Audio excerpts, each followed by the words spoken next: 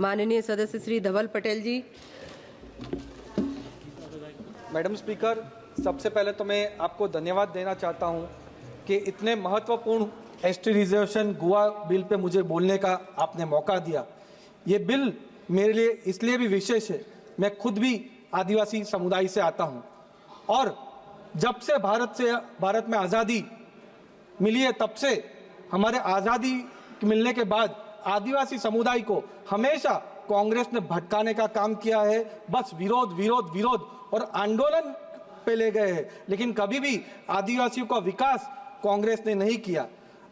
1998 तक जब पूरे भारत में आदिवासियों का पॉपुलेशन 10 करोड़ से ज्यादा था, तब भी आदिवासी के लिए अलग से मंत्रालय नहीं था।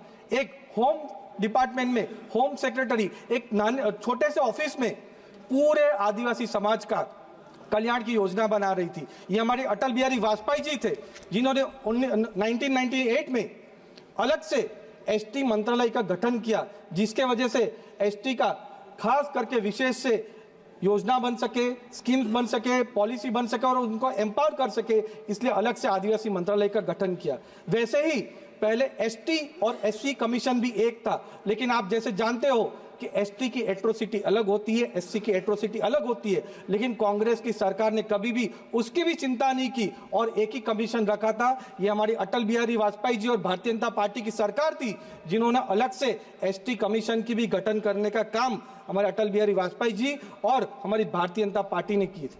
खास करके जो हमारा आदिवासी समुदाय है, 80% समुदाय रूरल एरिया में रहते हैं, गांव के साइड रहते हैं, लेकिन उनको सिटी की तरफ माइग्रेशन करना पड़ता था, पलायन करना पड़ता था।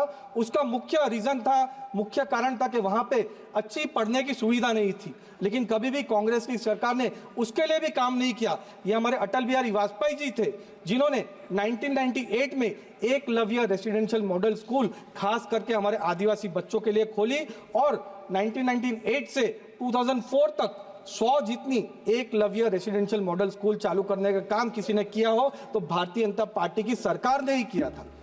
2004 से लेकर 2014 तक जब कांग्रेस का यूपीए रूल था, तब एक भी एकलव्य रेसिडेंशियल मॉडल स्कूल उन्होंने नहीं बनाई। जो आदिवासी समाज के लिए हमेशा काम करते हैं, ऐसा बोलने वाले लोग एक भी school Eklavya residential model school नहीं बनाई। ये हमारे मोदी जी जब 2014 में वापस प्रधानमंत्री बने, तब उन्होंने एकलव्य रेसिडेंशियल मॉडल स्कूल के लिए विशेष फंड दिया, बजट दिया, ध्यान दिया, फोकस दिया।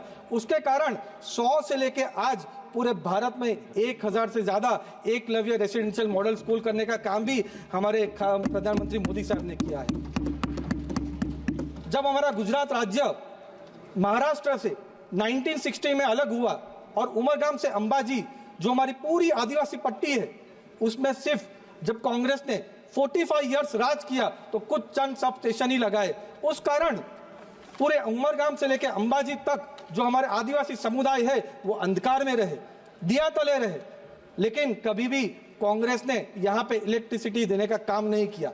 2001 में जब नरेंद्र मोदी जी गुजरात के मुख्यमंत्री बने और उन्होंने ज्योतिग्राम योजना मेरे ही वलसा डांग लोकसभा में डांग से चालू किया और आज 24 घंटे और 365 दिन बिजली देने का काम हमारी भारतीय जनता पार्टी की सरकार कर रही है। और उमरगाम से अंबाजी तक जो हमारा पूरा आदिवासी पट्टा है, वहां पे 1000 से ज्यादा सब स्टेशन देने का काम भी हमारे नरेंद्र मोदी जी ने किया है। वैसे ही जो उमरगाम से अंबाजी पट्टी थी, वहां पे कोई भी मेडिकल स्कूल, मेडिकल कॉलेज ही नहीं थी, ना साइंस के कॉलेज या स्कूल्स थी। इस कारण हमारे आदिवासी समाज के कोई भी बच्चे इंजीनियरिंग स्ट्रीम या मेडिकल स्ट्रीम में नहीं जा पाते थे। ये हमारे अटल बिहारी वाजपेयी जी और हमारे मुख्यमंत्री जब नरेंद्र मोदी जी थे, तब उन्होंने ये मेडिकल स्कूल, साइंस स्कूल खोलने का काम भी उन्होंने किया है। उसके बाद जब प्रधानमंत्री नरेंद्र मोदी जी 2014 में प्रधानमंत्री बने, तब तक 2014 तक सिर्फ 25,000 करोड़ का बजट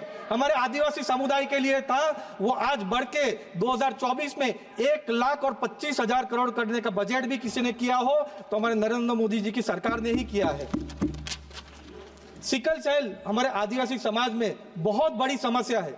सिकल सेल की वजह से कितने लोगों ने जान खोई है।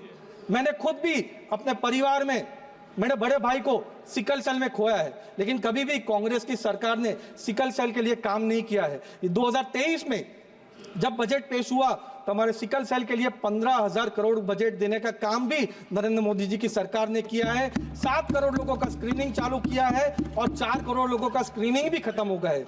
वैसे ही स्टैंड अप इंडिया स्कीम के तहत पूरे एसटी, एससी और वुमेन एंटरप्रेन्योर्स को 33,000 करोड़ देने का काम भी किसी ने किया हो तो नरेंद्र मोदी जी ने ही किया है। जैसे हमारे आदिवासी समुदाय में अच्छे एंटरप्रेन्योर्स है जो बड़े छोटे उद्योग खोलने में सक्षम थे, लेकिन उनके लिए भी कांग्रेस ने कोई विशेष फंड नहीं दिया था। इसलिए हमारे नरेंद्र मोदी जी की सरकार ने खास वीसी फंड भी हमारे ट्राइबल समुदाय के लिए काम किया है।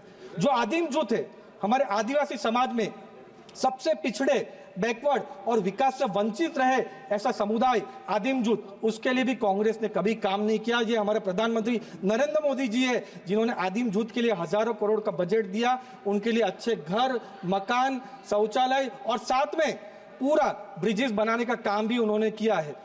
हमारे हमेशा जब भी हम लोग आजादी का इतिहास पढ़ते हैं तो आजादी के इतिहास में हमेशा एक ही परिवार का नाम आता है कि उन्होंने आजादी के लिए अपना बलिदान दिया, लेकिन आजादी के लिए सभी समाज ने बलिदान दिया, तब जाके हमको आजादी मिली थी।